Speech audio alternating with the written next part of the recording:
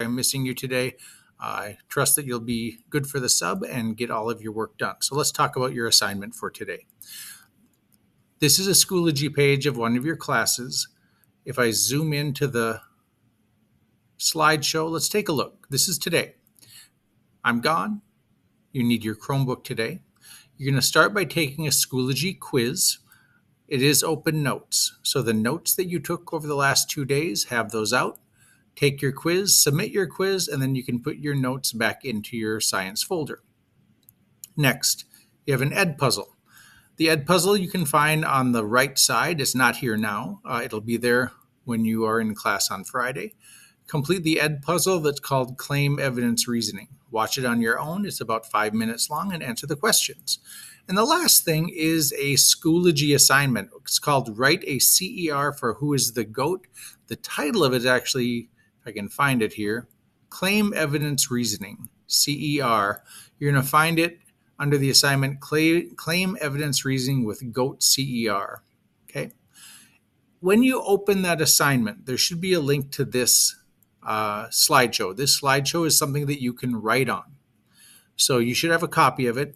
Don't put it into slideshow mode. That won't allow you to type in it. Just keep it in this mode here, this editing mode. Okay. All right. So we're going to take a look at this. First thing it says is some definitions: claim, evidence, and reasoning. So this is how we write scientifically. So we need to learn how to do it. So the first thing I'm going to have you do is type in these fields. So if I click on this, right, I click it a couple of times, it highlighted this word. I can delete that and type right in. That's what you're going to do. You're going to type in here what a claim is, what evidence is, and what reasoning is. To help you, I've got the answer key right here. So I'll pull that up.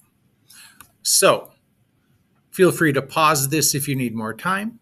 A claim is usually one sentence, not always, that states the answer to a research question.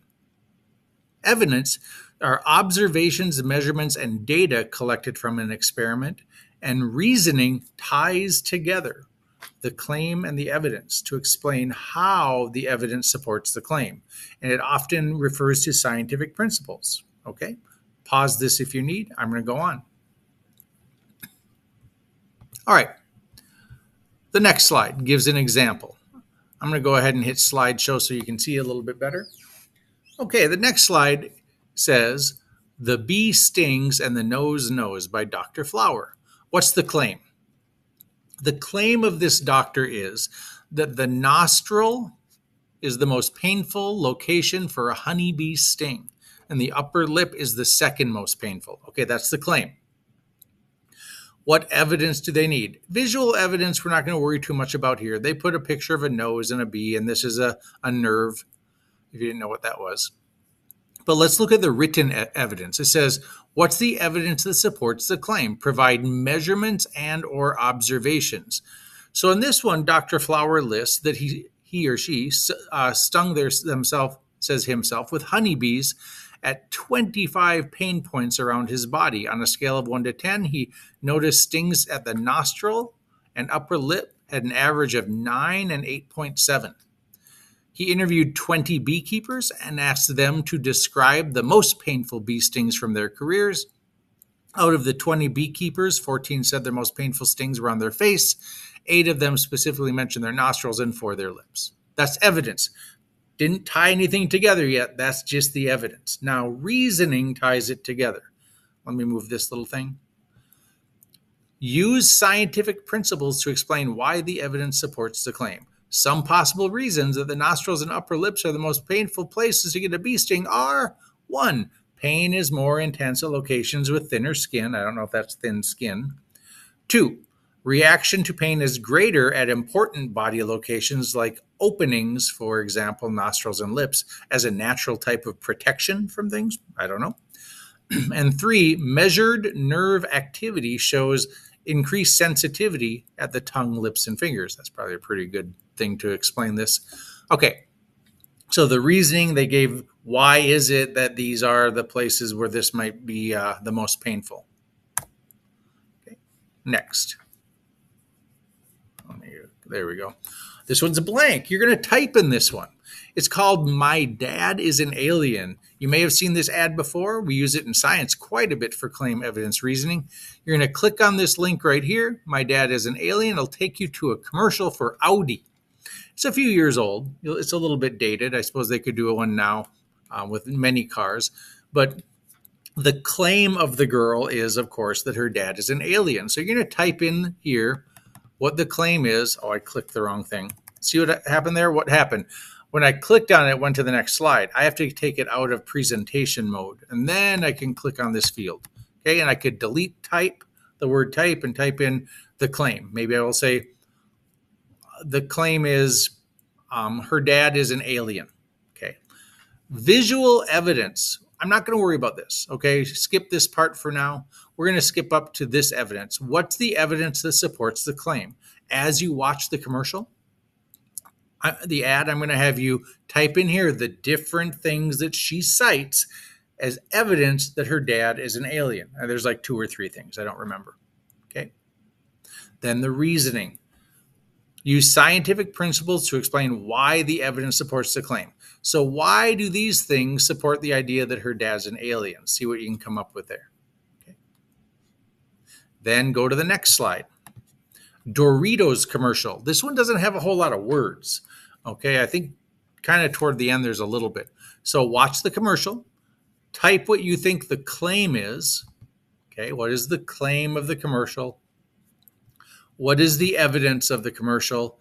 And your reasoning is, how does that evidence support the claim? I don't want to give you any spoilers for this. It's a cute commercial. Okay. You don't have to have any visual evidence. You can talk about some things that you see in the ad that kind of tells you what happened, possibly. And the last one, this will take a little bit more work, but hopefully it's enjoyable. Who's the GOAT? Who is the GOAT? Greatest of all time. Pick somebody. It can be a sports, somebody in sports, Michael Jordan, whatever. It can be any sport, soccer. It could be the greatest singer of all time, the greatest rapper of all time, whatever. You pick something. Don't make it too hard, right? You could say Kobe. You could say LeBron James. You could say, whoever is somebody that you really enjoy watching. It could be a YouTuber. It could be an influencer, whatever. Anybody. I'm open to it. I need their picture, though. All right. Type in, what is the claim? Michael Jordan is the GOAT of basketball. That could be my claim, right? Visual evidence. I need to find a picture of Michael Jordan that illustrates him doing what he does to be the GOAT, right? If possible, right? So try to do that. I want to see pictures here, folks. Evidence. Now I'm going to look up. I'm going to use my tools on the internet to find evidence. What are some statistics that Michael Jordan had? What are some things, how many rings did he get? Whatever. All the stats that I think I can use as evidence that he's the GOAT. Is he ranked or whatever like that of all time? Finally, reasoning. How does that evidence show that he's the GOAT? How does the number of rings that he got for world champions and all this stuff, how do all these things add up to supporting my claim that Michael Jordan is the greatest of all time basketball player? Okay. You can pick anybody you want. I hope you have fun with it. This will be due on Monday. I do want you to work on it during class time today. I'm going to sign off here so this isn't too long and you can get to work. Let me know if you have any questions. And of course, be good for the sub if you want any reward for your behavior. Thank you again. Have a great day.